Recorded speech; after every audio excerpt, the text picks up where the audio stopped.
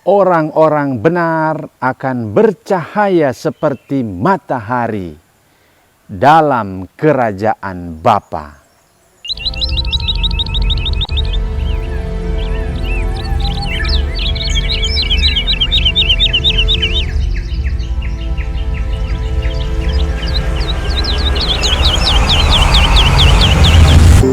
Salam jumpa bersama saya Pastor Chris dalam berbagi inspirasi hari ini. Luar biasa bahwa orang-orang benar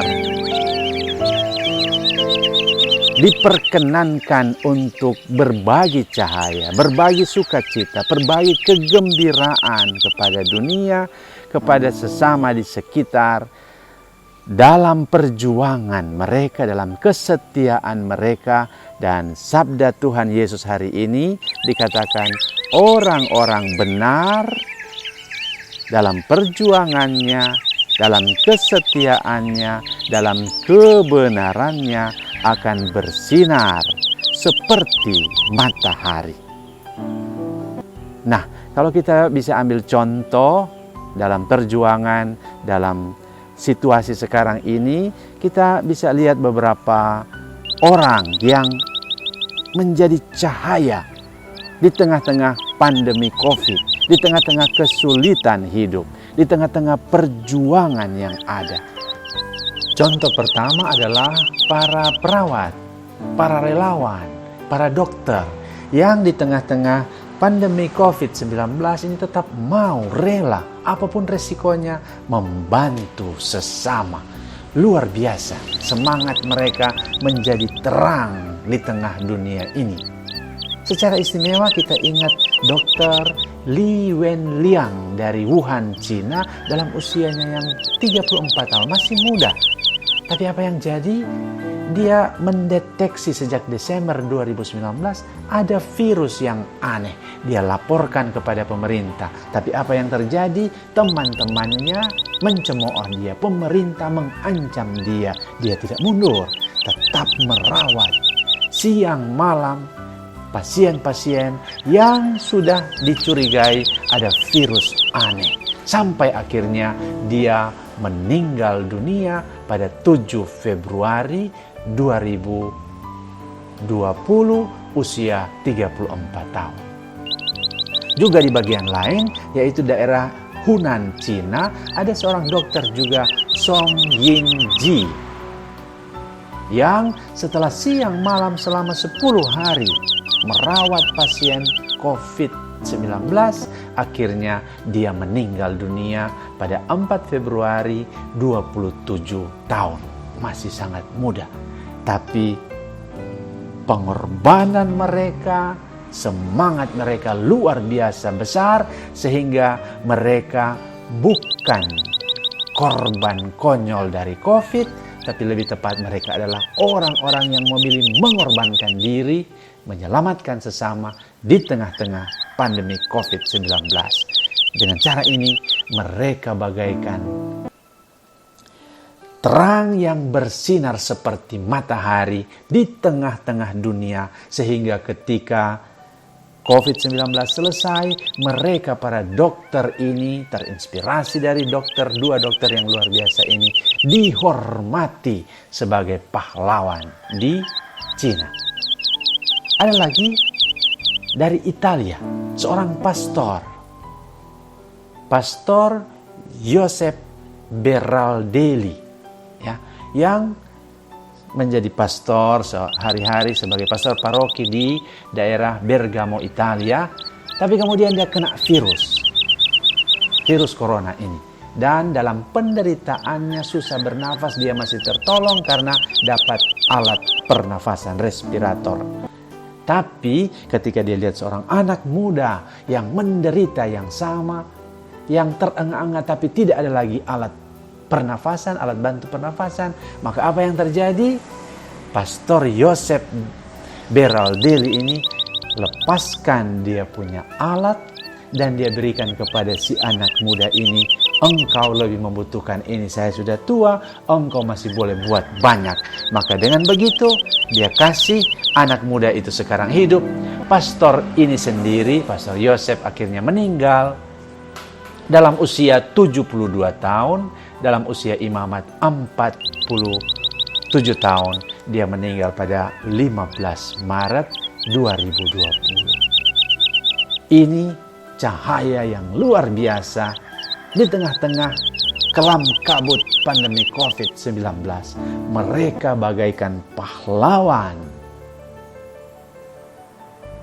bagi kemanusiaan di seluruh dunia, dan mereka menjadi cahaya yang terus bersinar dalam dunia ini, memberi kesaksian tentang cinta Tuhan sebagaimana ungkapan Tuhan Yesus. Tidak ada cinta yang lebih besar daripada cinta seorang yang menyerahkan diri bagi saudara-saudaranya.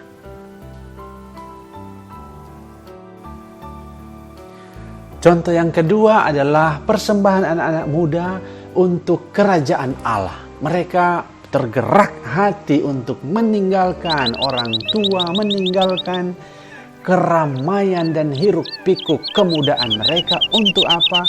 Untuk membaktikan diri bagi Tuhan. Beberapa hari lalu, hari Minggu, tanggal 26 Juli 2020, ada 10 orang muda yang mempersembahkan hidupnya untuk Tuhan dan sesama lewat sakramen imamat. Luar biasa, dengan macam-macam latar belakang, mereka berusaha untuk apa? Mempersembahkan hidupnya bagi Tuhan dan sesama lewat pelayanan sakramen imamat. Di tengah-tengah krisis imam. Ada banyak umat tapi sedikit imam. Nah, mereka menjadi jawaban dari Tuhan Yesus sendiri yang prihatin dengan situasi ini. Mintalah kepada Tuhan yang empunya tuayan supaya mengirim pekerja-pekerjanya. Dan inilah bukti keprihatinan Tuhan Yesus. Mereka mau mempersembahkan diri, bukan objek dari situasi yang ada, tapi sebagai subjek pilihan bebas. Saya mau, saya rela. Untuk apa? Mempersembahkan diri, tidak menikah demi kerajaan Allah. Luar biasa. Dan ada satu anak muda lagi yang lebih luar biasa. Itulah Carlo Acutis, seorang programmer komputer yang meninggal pada usia masih sangat muda, 15 tahun. Tapi istimewanya apa? Dia mempersembahkan seluruh hidupnya untuk Bapa Suci, untuk gereja. Dan itu dibuktikannya lewat hidupnya ambil bagian dalam perayaan Ekaristi setiap hari, doa rosario, pengakuan dosa setiap minggu, dan dalam penderitaannya menderita sebagai leukemia. Dia dapat sakit yang luar biasa. Dalam penderitaannya itu dia dengan terang dan jelas bilang, saya rela menderita demi pelayanan Bapa Suci dan demi pewartaan gereja. Dan begitu dia persembahkan seluruh hidupnya untuk Tuhan dan sesama. Dan dalam penderitaan leukemia itu dia persembahkan keahliannya sebagai programmer komputer. Dia kumpul semua mujizat-mujizat Ekaristi di seluruh dunia. Dia buat satu website khusus untuk pewartaan Yesus yang nyata dalam Ekaristi. Dia boleh menderita, tapi dalam kesatuan dengan penderitaan Yesus. Dia akhirnya boleh mati, tetapi mati dalam kesatuan dengan kematian Yesus untuk suatu kebangkitan baru. Dan begitu di era digital ini, dia menjadi cahaya bagaikan matahari dalam dunia kita. Nanti bulan Oktober akan dibeatifikasi Carlo Acutis. Bagi kita semua, khususnya bagi kamu anak-anak muda, mari kita bangun dunia kita sambil menjadi cahaya, menjadi matahari, mempersembahkan diri, mempersembahkan keahlian kita, mengukir kebaikan-kebaikan kita untuk boleh bercahaya dalam keluarga, dalam masyarakat, dalam pertemanan, dan begitu menghantar banyak orang kepada Tuhan.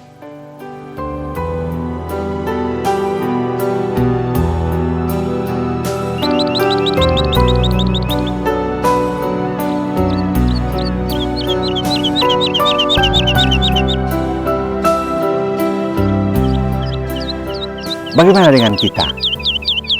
Apa yang boleh kita tularkan? Apa yang boleh kita pancarkan hari ini? Sehingga kita juga boleh menjadi cahaya, matahari bagi orang yang dalam kegelapan, harapan bagi mereka yang putus asa, kegembiraan bagi mereka yang bersedih, tempat berpaut bagi mereka yang terbuang hari ini dalam keluarga, dalam masyarakat kita.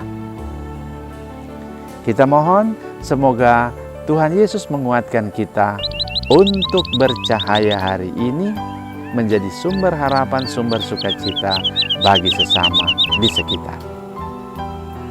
Tuhan Yesus memberkati kita semua. Amin.